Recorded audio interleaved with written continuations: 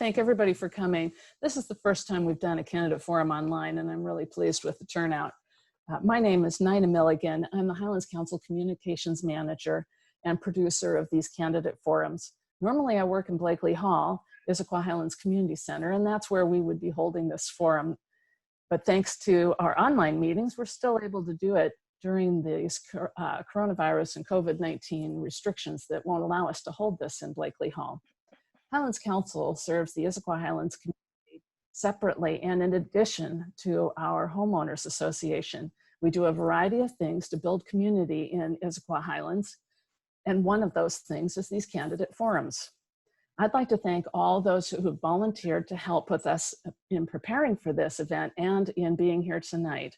Renee Zimmerman, Nate Perea, Carolyn Kennedy, Chelsea Musick, John Knappenberger, Larry Norton, Adam Pond and Rob Milligan. These are all Issaquah Highlands resident volunteers, and thank you very much for your help tonight.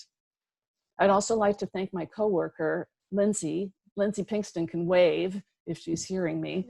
She is the Highlands Council Community Program Manager, and she's running the control panel tonight. At 8 p.m., after the question and answer period, we're going to be going into an informal meet and greet time where you get to meet the candidates, and she'll be your host at that time. You'll see more of her then. And now it's my pleasure to introduce our moderator, Renee Zimmerman.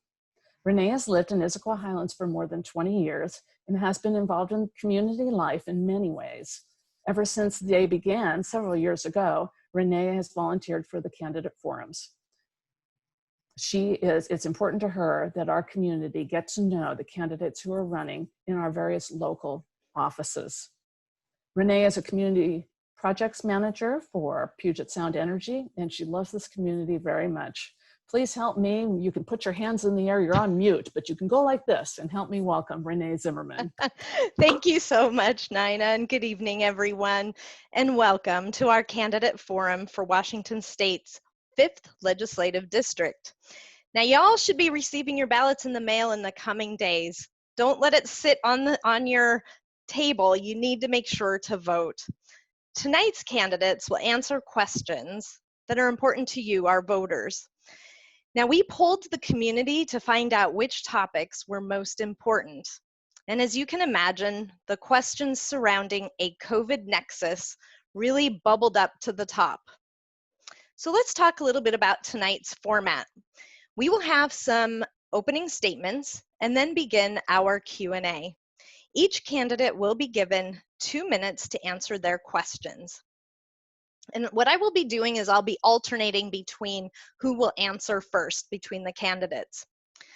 Now this message is for our candidates. Candidates, I'd like to remind you that this is a forum and not a debate. And therefore, I ask that you do not target opponents with your answers because there will not be an opportunity for rebuttals this evening. Time will be strictly monitored, and at the end of your time, Nina will give a 15-second verbal warning. Now, if you aren't done when time is up, I will have to cut you off to make sure that everyone has equal time to answer the questions, because we're trying to make sure that we honor everyone that is here this evening watching, and as well as the candidates. We want to honor everyone's time. So candidates, please nod your heads if you agree with this. Excellent. Thank you.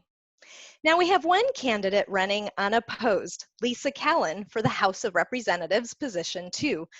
Though we don't have time for her to speak tonight, I wanted to make sure to acknowledge and thank Lisa for joining us this evening. So Lisa, thank you. For State Senate, we have 2 candidates running, both advancing to the general election in November. To save time for the House of Representatives position 1 candidates who are in a three-way race in the primary, I'd like to welcome the following Senate candidates to provide their opening statements. I'd like to first introduce you to Ingrid Anderson. Ingrid is an RN at Overlake Hospital with over 13 years experience. She holds an associate's degree in nursing from Bellevue College, a BA in nursing from the University of Washington, and is currently completing her psychiatric nurse practitioner graduate program at Gonzaga University. So Ingrid, the mic is yours. You have 2 minutes for your opening statement. Thank you so much. First, I just want to say what a privilege it is to be here tonight with all of you. I love the opportunity to engage with the public, and thanks for taking the time out of your day to talk with us and get to know us better, and I hope to get to know you better too. So as you heard, I am a nurse. My main specialty has been emergency medicine. I did that for over a decade. More recently, I have started to focus on psychiatry, and I am also a sexual assault nurse examiner. I have served our community in many different ways outside of the hospital as well, through various organizations that I help volunteer with. I do food and coat drives for homeless people. I do participate in the 100 Women Who Care, the Greater Snoqualmie Valley.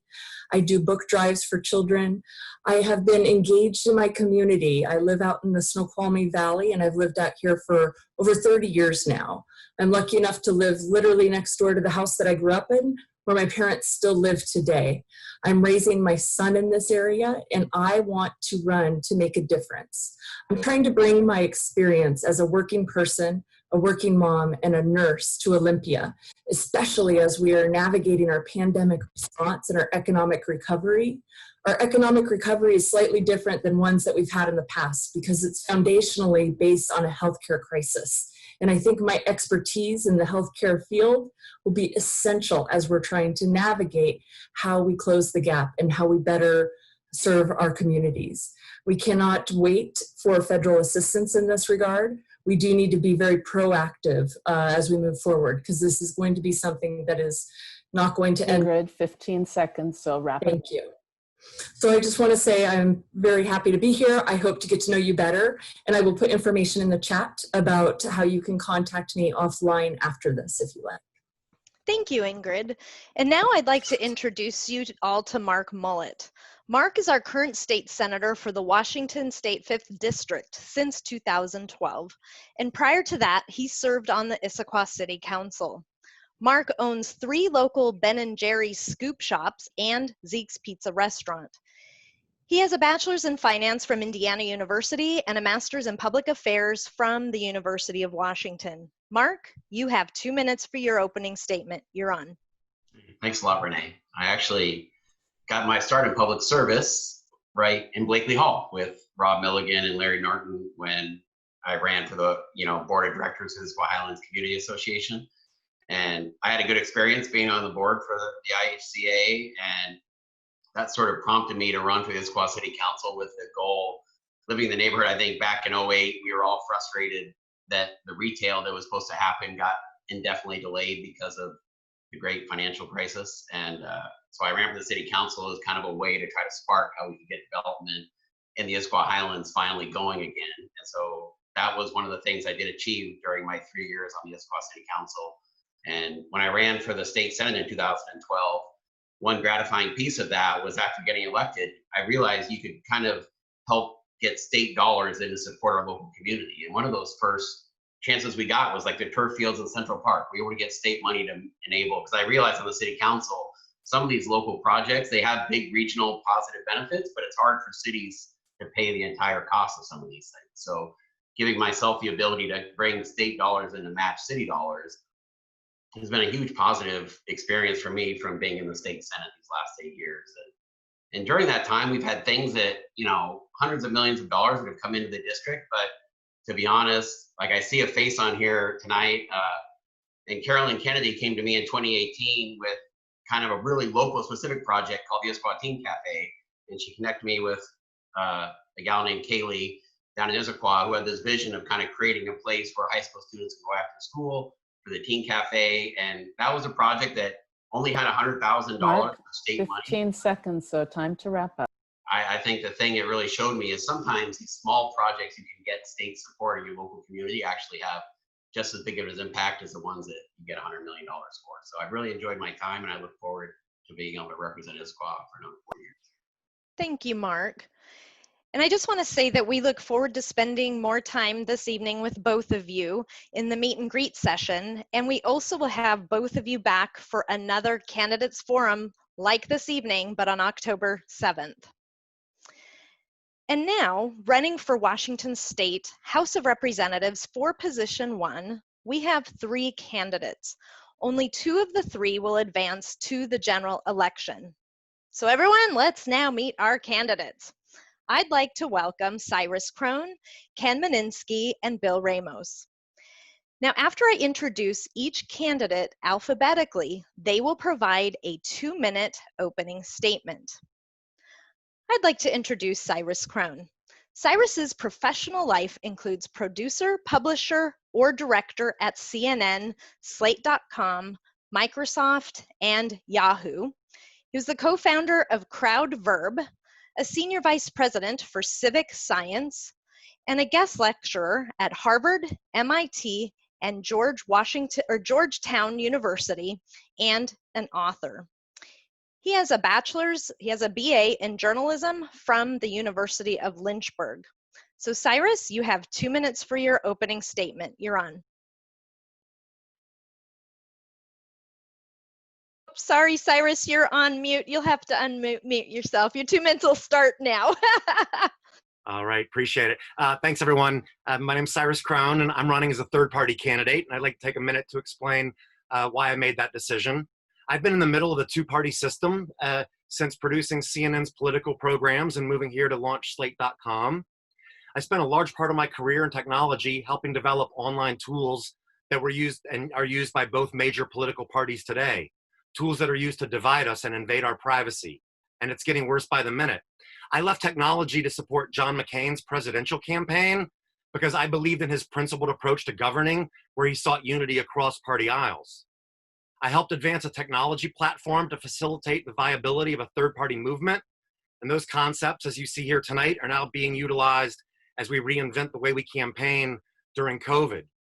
Before the 2016 presidential election, the Seattle Times' Jim Brunner profiled my role in leading a movement to nominate Libertarian Gary Johnson as the third-party candidate against Hillary Clinton and Donald Trump. And I see the growing divisiveness in politics, which is not a new phenomenon, but the internet's exacerbating the problem. And I'm ready to fix that. And one of my first priorities will be to help pass Washington State's version of the California Consumer Privacy Act, which has failed in the legislature the past 2 sessions. We must pass SB 6281 for the 5th Legislative District residents to protect their privacy. And tonight I intend on discussing how data privacy impacts everything from education to transportation. Thank you very much. Thank you very much, Cyrus. Now I'd like to introduce you to Ken Moninski. Ken is the owner and president of Global Aircraft Services and Safe Air Media. He is a former business development executive with Virgin Atlantic Airways and Evergreen International Aviation. He has a Bachelor of Business Administration from the University of Alaska, Fairbanks. Ken, you have 2 minutes for your opening statement. You're on. Great. Thank you. And thank you, everybody who's in attendance tonight. I really appreciate your time in coming out to learn more about not just me, but all of the candidates. This is a very important election. Again, my name is Ken Moninski. I'm a small business owner. I'm a board member of a nonprofit. I live with my wife and 2 daughters in Maple Valley, where I've been a resident for 10 years. And I'm running for state representative because I believe the voters of the 5th District deserve a real choice about our future. I want to safely reopen and grow our economy so that we can rehire workers and create new jobs. I believe our children should return to the classroom with reasonable risk mitigation so that our education system can truly put our children first rather than consigning them to a mediocre future. I support public safety, and I stand with the brave men and women who serve us each and every day. I know that our budget can be balanced without additional tax burden on families and job creators. We can accomplish all of these objectives while still protecting the most vulnerable among us. Now is the time for new voices in Olympia that can amplify common sense policies, because frankly, the politics of the past can no longer serve the realities of our future. So I'm here tonight to ask for your vote so that we can work together to lead Washington to a better way forward for all. Thank you again. Thank you, Ken. Now I'd like to introduce to you all Bill Ramos. Bill currently serves as state representative for the 5th District and previously on the Issaquah City Council. For the past 17 years, Bill has owned an Issaquah-based small business specializing in developing transportation projects. He previously worked for the U.S. Department of Transportation's Federal Transit Administration as a community planner and the U.S. Forest Service in North Bend as Director of Forest Management, Recreation, and Public Services, as well as Ecosystem Management. He has a BS from Humboldt State University, and additionally, Bill holds certificates in forest engineering from Oregon State University and recreation management from Utah State University. So Bill, you have 2 minutes for your opening statement. Your floor is yours. Thank you, Renee. It's great to be here. When I first ran in 2018, I had a slogan that there's more that unites us than not. And for the last few years, I've tried to live up to that. I've worked with people across the aisle and worked on good legislation, good policy that's good for our district and for the state. A great example of that is my carbon sequestration bill. So when I first started working on carbon sequestration, which is a critical climate change bill, it was so controversial and so partisan that it couldn't even come to the House floor for debate. I continued to work on that through the interim, and in the last session in 20, we worked on that. I got all the parties together. We worked hard, back and forth. We butted heads a little bit. We even got upset a little bit with each other. But in the end, we came out with a solution that was good for everybody. And I know that it was good for everybody because that was voted in the House unanimously, unanimous vote. And nobody has ever passed a carbon bill in this state by unanimous vote. So I bring that kind of experience and expertise in getting things done that's right for us in our state. Now we're also going to be dealing with our health crisis, economic recovery, and social justice. As a Mexican American, I can bring a new light to that and a different perspective that we need. There isn't enough voices of people of color in the House. I can bring that. And I'm being asked to do a lot because of that. I've been asked to step up to the Policing Policy Leadership Forum as we're working on these issues of social justice in the policing.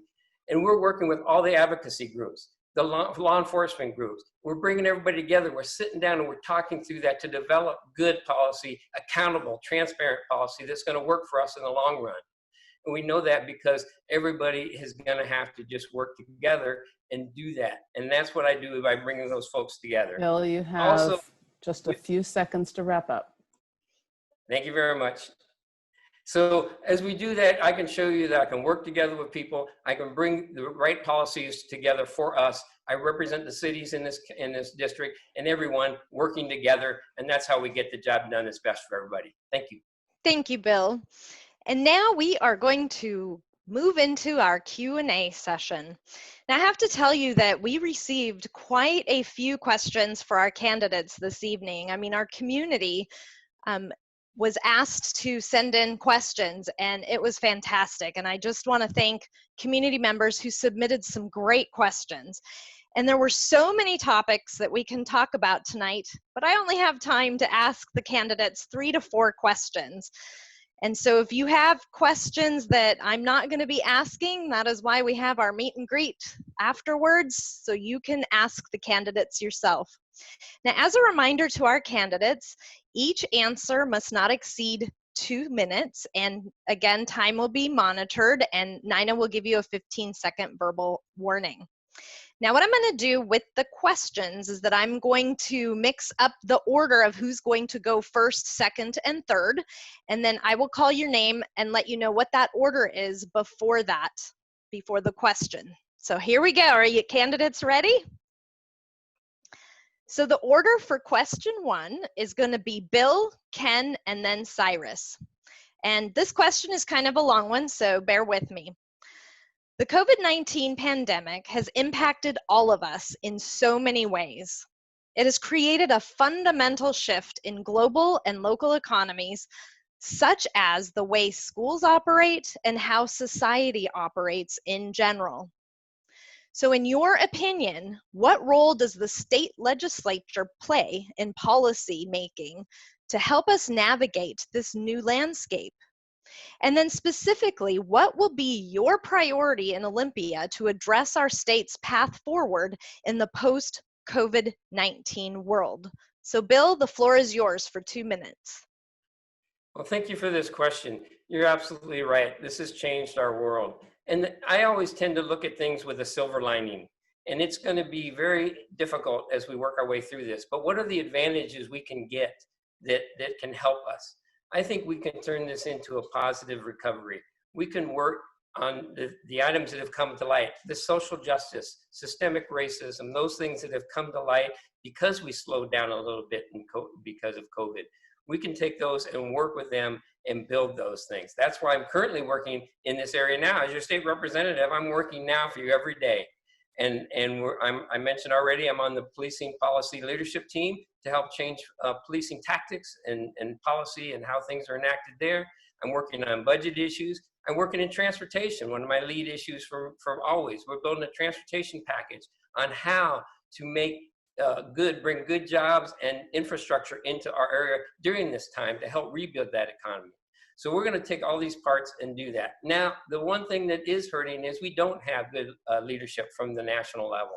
And that is hurting us in every state, because it would be much better if we could have some uniformity and some leadership to continue this. So that's where we're going to try to do that. Now, we talk about schools. We have to get our schools taken care of in a safe way. Everybody wants kids to go to school, but we have to think about our staff. All the folks that take care of our kids, from the bus drivers and on. It's not just the classroom time, it's everybody else. So our direction for this state has been very clear. It's been given from the top. We're going to get kids back to school as quickly as we can in the safest way possible. We're not going to take risks with making things get worse. 15 seconds So to we're going to conclude. do what we can, and we've got to do that. We don't know the answer right now, because as we move into a month from now, we'll get closer to school. We're going to have better decisions, but the school districts right now are developing these alternative plans so they can put them in place when the school year is ready to start. Thank you. All right, thank you, Bill. Ken, the platform's yours. Get off mute there. Thank you. Yeah, I think the legislature has a key role to play, especially when it comes to the linking of health outcomes as well as reopening the economy. I think those two things are linked together, and I think that's been one of the issues that we've kind of failed to grapple with yet. We can't really reopen the economy if kids are staying home from school. We can't educate the kids if we don't have a robust online program. So I think the legislature going forward is going to be key in setting some priorities that recognize the new realities that we face, especially with small businesses. I mean, people are hurting out there. People are out of work.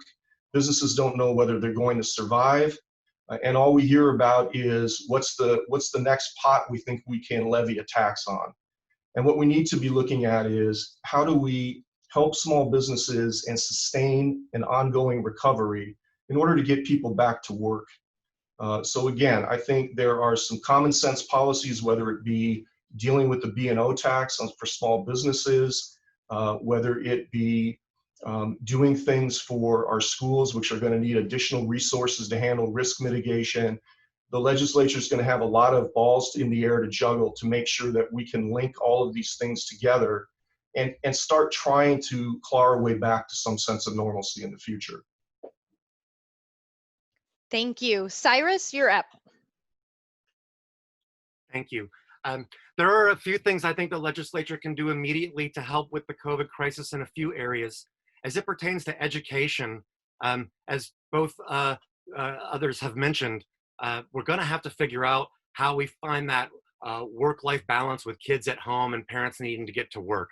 That's also going to put some strains on systems such as daycare. We need to provide legal liability protection to daycare providers and others when children are brought into those environments and potential illnesses occur, and support all those that are trying to get the economy and their lives back moving together. As it pertains to social justice, I agree, and I think that there are some important things that we could do also related to education. In 2013, voters in the state passed a vote supporting supporting charter schools. And the National Education Association and others fought vehemently to prevent charter schools, and those have since been disbanded.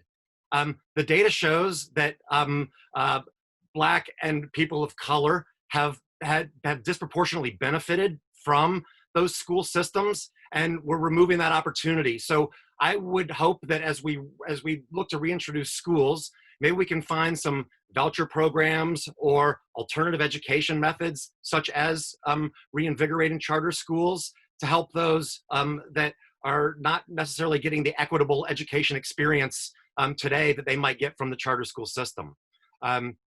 I think that based on today's announcement from a couple of the school systems in the 5th Legislative District, there are going to be recommendations made to OSPI in the very near future. 15 seconds. Thank you.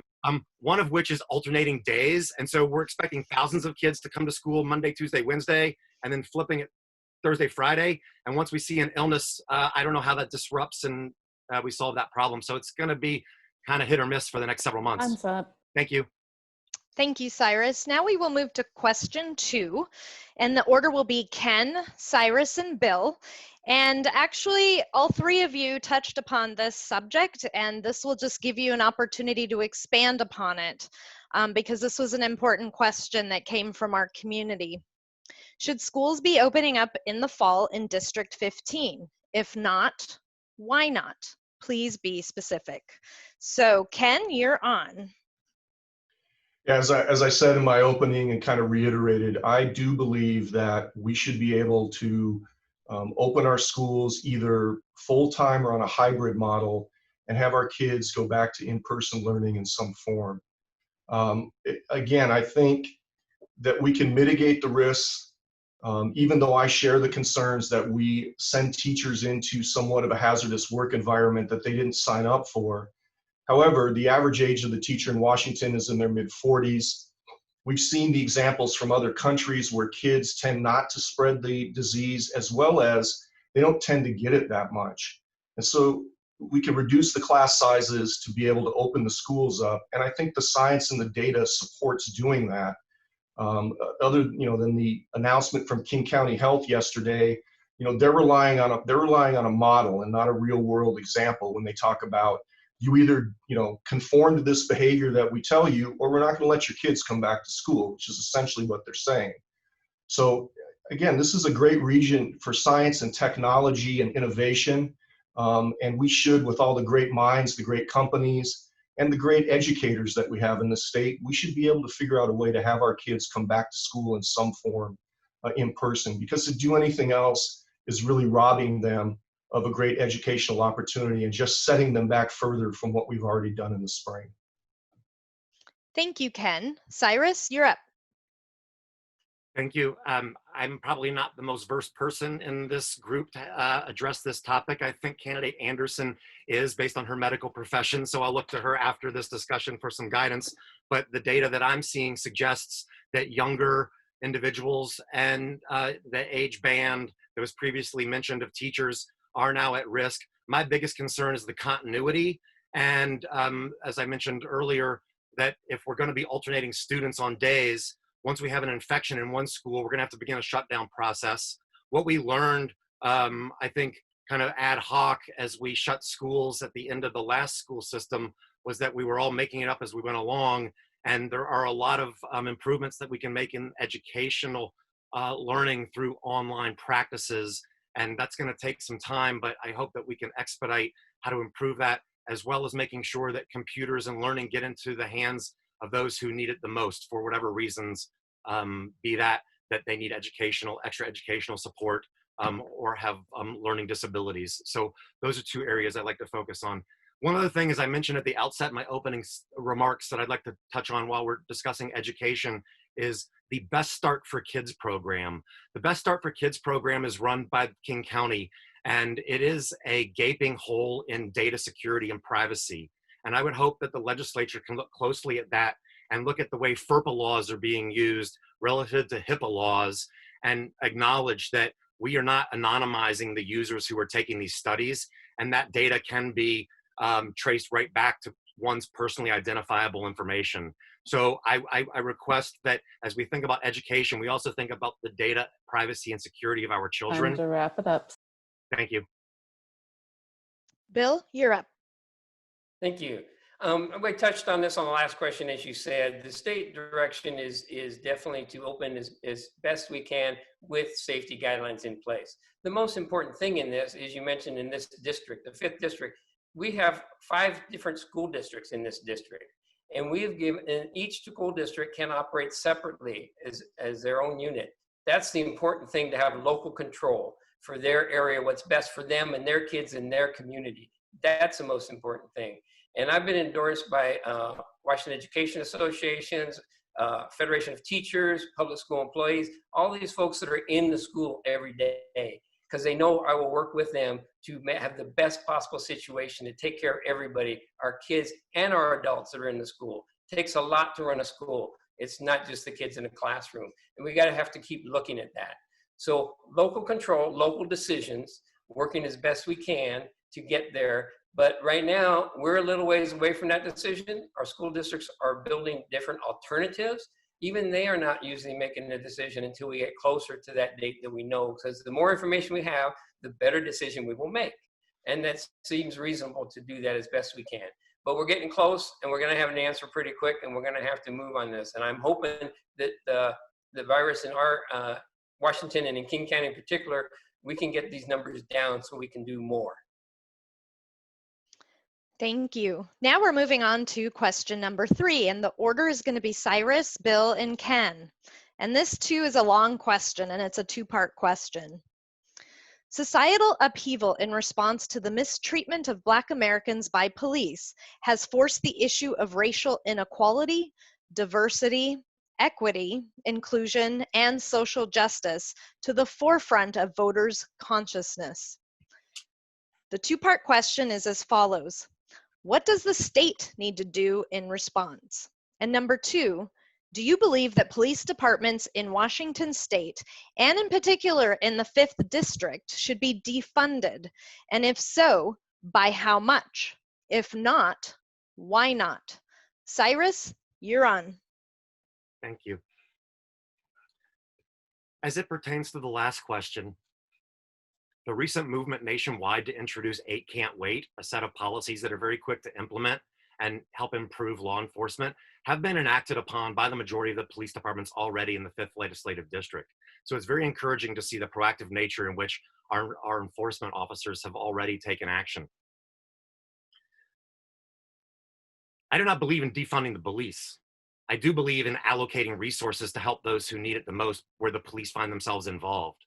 As I walk through the streets of the 5th legislative district at night, what I'm observing is that there are homeless people that are looking to find somewhere to shelter. And it's after hours. The East Side Men's Shelter that was supported in a public-private partnership in Bellevue is a great model on how quickly they were able to build that to support 300 beds, 80 support systems, and a co-sex arrangement for people that are moving out of homelessness. But the problem is the police officers don't have the ability to manage that situation because it is not in their mental health responsibility charter to do so. And there are not officials that can get there to get them into shelter when those shelters are closed, and the individual can't be forced to go into a shelter. And there are multiple instances where I've seen that occur. And so how do we address the needs of those who we have to support the most when either the systems are closed due to after hours, the police don't have the ability to assist, or the individual doesn't want assistance? I don't know what the answer to that is, but it is going to require allocating resources to that. I cannot recommend that those resources come from the police department, but they do need to be found from somewhere. Bill, you're up. Thank you. You know, I think I'm in a unique position to deal with this more so than anyone else. I grew up in East Oakland, California, as a Latino in the inner city. And I bring that perspective with me because I've been working on civil rights, social justice, and equal economic opportunity and social inclusion for everyone my whole life. This is nothing new to me. I knew all this a long time ago. I'm just glad right now it's finally come to the forefront where we can talk about it. I've brought this up every day of my life, and it hasn't moved. Now we have a political opportunity to make changes here that are going to be systemic and long-term. This is an incredible thing we can do. So we have to grab this. We have to take the political pressure that people have put on us and make those changes now. Now, defunding the police, that's a word that is not defined, and it means something different to everybody. So I can't answer that word. But I tell you, I work with law enforcement all the time, and we are working together to change the way they do business, the way they operate. We have to get those changes from within and without, with the pressure on it to make it happen. That's how you sit down with everybody, sit down, say, how do we make this accountable and transparent? And that's what's critical.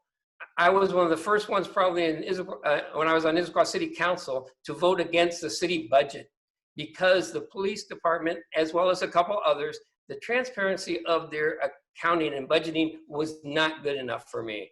I asked for more information and I didn't get it. So I voted against that budget. I will work to get those budgets to be transparent and accountable systems. I'm leading the team right now for accountable prosecutions and accountable accountability to work with actions, investigations and prosecutions. Can you That's summarize, what I'm Bill? on right now. Is that 15 seconds? Actually, it's lower because my thing wasn't working. Just summarize and then we'll move I'm on. doing that work now, and I'm going to continue to do it. I've done it my whole life, and I will never stop. Ken, you're up. Yeah, I mean, first of all, I think it goes without saying that, you know, what we saw in the killing of George Floyd was abhorrent. And I don't think there's anybody, regardless of your political stripe, that feels any different about it. And in terms of me personally, I mean, I was a volunteer as a big brother 10 years ago with an African-American teenager in Seattle. And I mean, walking with him through his world and seeing things through his eyes was pretty dramatic for me. We went to a Seattle Sounders game, and in a line of about 100 people going through security, he was the only person that was taken aside for a pat-down search. And it was something that he turned to me after that happened and he said, "Why did they do that?" And I didn't have an answer for him. But what I did do was contact the Sounders, contact the people that ran the stadium to make them aware of this, whatever they were doing had to change. So we deal with these problems all the time, and I'm glad we're able to deal with them now. And we should continue to call out racism where it exists. And we need to provide opportunities to people of color and lower income people through education, through skills training to get them ahead. On defunding the police, I am against defunding and even to some extent reallocating, because when we see police presence go down, it typically goes down in the neighborhoods that are higher crime, which leads to worse outcome for the people that need that service the most. We've seen it happen in Chicago and in Baltimore, that when we vilify the police pull out of those areas, and people of color are adversely affected by that. Now we need some, again, common sense reform. Ken. Time to summarize. Now, we need common sense reform on police practices, on training, and on accountability. And I certainly will support policies that lead us in that direction. Thank you. Now we have reached the last question for the evening, and we're doing really well on time.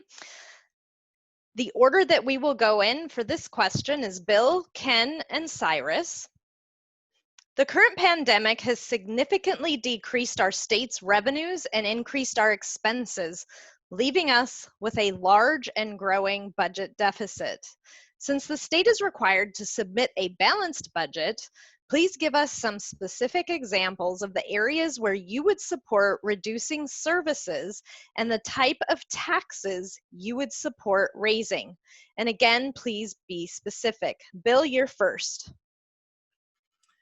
Thank you, Renee. This is a critical problem we have to deal with. There's no doubt about that. And as your legislator, I'm working on this now, as I mentioned, every day. We're looking at what we have to do. The one thing we are definitely agreed with as Democratic caucus is we will not make cuts to the people that are most vulnerable in our society. We will not balance this budget on the backs of humans that can't take that. We did that back in 2008, and it took too long to recover, and it was too costly. So we will not do that. We will have to find other places. And we already have the governor working on some stuff with us when he's asking for the existing people to look at a 15% cutback in all the existing budget areas across the agencies that we have. Looking at furloughs that are already being implemented. We're looking at where we can make those cuts right now. As far as new taxes go, I don't have any plan on new taxes. And the reason is, any taxes that anybody proposes right now, it takes too long to implement. And the people say a capital gains tax, but it doesn't work because it would take 2 to 3 years before you actually collect any money, which our budget deficit is right now for the next 2 years. So it won't help. So we have to work within our own. We have to tighten our belts. We have to look at those places where we can, but it will not look at focusing on human service needs for folks that really need it. I am hoping that we get some relief in here through federal aid that will help balance, because our cities and counties, as well as the state, are in dire need. And we're hoping that we get some leadership from the national level to help out across this country. This state is no different than every other state in the nation. We're all facing the exact same problem. And it is not an option for every state Time to wrap up. to file bankruptcy, as some people have suggested. We have to keep working. We have to serve our people with police and fire services and all those necessary needs. And we cannot go without doing that. Thank you. Ken? Thank you. Yeah, I mean, it is a big budget hole, and I think the governor erred in doing this furlough program with with government employees and still giving them the 3% raise. I think that raise should have been taken off the table immediately to set us on a path for some cost cutting. We're going to have to look at everything, although I tend to agree that we still need to protect the most vulnerable among us, and we're probably going to have to fence off a lot of the education spending. So we're looking at, kind of discretionary spending, which is probably a lot of that's going to be in government personnel, and maybe programs that haven't yet started that we deem can be delayed. So the other piece of this is the tax piece. And as I've said earlier, I do not agree with raising new taxes. I think that they will impede the growth of the economy. And that's the way we're going to get back to a balanced budget, is by growing this economy and trying to get back to where we were before, which is going to take several years. I was also disappointed that the legislature, when they passed sports gaming in the state, restricted it to the tribes, because although I believe the tribes can use that as a powerful revenue tool, we missed an opportunity to gain incremental revenue by expanding it to card rooms here in Washington. So I think we're going to have to be creative and innovative and look at other ways to take existing revenue sources and leverage them to gain more revenue. But I also think that we are up for the challenge to find these cuts. And I think it's a mistake to sit back and wait for the federal government to bail us out. Cyrus, you're on. Thank you. In the previous 2-year budget, which was the budget year of 2017 to 2019, we had a $52 billion operating budget. I beg your pardon. The 29 to 2021 budget was a $52 billion operating budget, which was a 20% increase over the prior 2-year budget. That totals $8.6 billion increase. Now, we're expecting a $9 billion shortfall due to COVID-19. So we're really looking at, if we would just revert back to the prior budget, we would be on path to meet our revenue shortfalls. So my modest proposal is that we just revert back to the prior 2-year budget, and that might solve the math problem right there, but it's never that clean. One idea that I'd like to propose as well is zero-based budgeting. Government seems to continue to grow, and we don't take where we add. And I'm recommending that we break all the way back down to the bottom of the budget, look at it, and determine where we can trim the fat that has been building over the years. And that will take about 2 years to complete, but it should create a lot of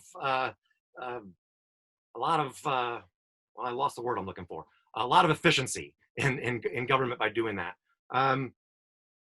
I think that we need to look at transportation funding and the flexibility and how to be more efficient with transportation as well, specifically light rail.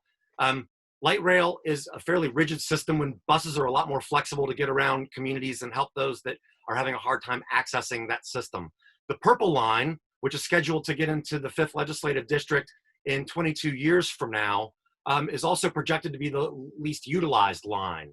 So as Sound Transit looks at where they can add more buses and find cost, we might want to consider looking at the purple line as a solution. Thank you. All right, candidates, you survived the 4 questions. Thank you. We will now move to our closing statements, and each candidate will now only have 1 minute. The order that we will have is Cyrus, Bill, and Ken. So Cyrus, go ahead. Thank you.